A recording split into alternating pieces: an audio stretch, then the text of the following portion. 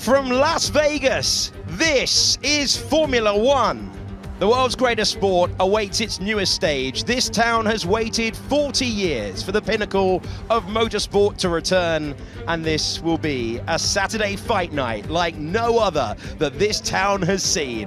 Welcome to the battle for Grand Prix victory from Vegas. It is officially round 22 of the World Championship. We go racing on a Saturday night for the first time since 1985. Landmarks here, there, and everywhere, but for the drivers, eyes to the track.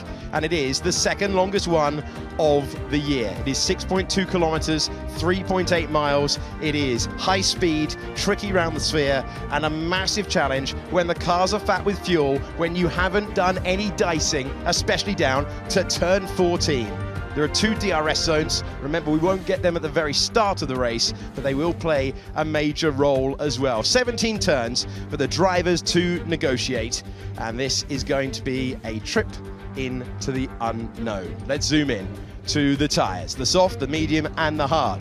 The C5 is no one's friend until maybe you get to the end of the race. It's all about the C4 and the C3, the medium and the hard. Max Verstappen has two sets of the medium tyre, the new medium tyre, available to him.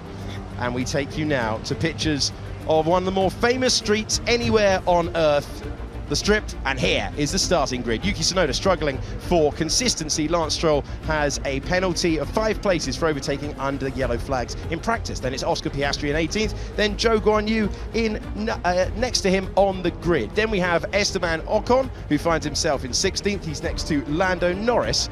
And then we have Daniel Ricciardo 14th. He's the man who wanted to race here in Vegas the most, next to Nico Hülkenberg. Carlos Sainz with one of the more unfair penalties you will ever see in Formula One, from the front row down to 12th, and then it's Sergio Perez, who's battling Lewis Hamilton for second in the Drivers' Championship, but they both went out in the second part of qualifying. Then we have Fernando Alonso, Kevin Magnussen is 8th. It's a best start of the season for Valtteri Bottas in 7th. It's a best start ever in Formula One for Logan Sargent. He's next to his teammate on an all-Williams 3rd row. Pierre Gasly's best start of 2023 puts him in 4th position. George Russell aiming for a return to the podium. He's only had one this year. Max Verstappen on the front row for the 15th time this season. And Charles Leclerc with career pole position number 23. It's his 5th pole of the year, but the stat that no driver wants to hear is the one that he's failed to convert the last 11 times he sat in that position.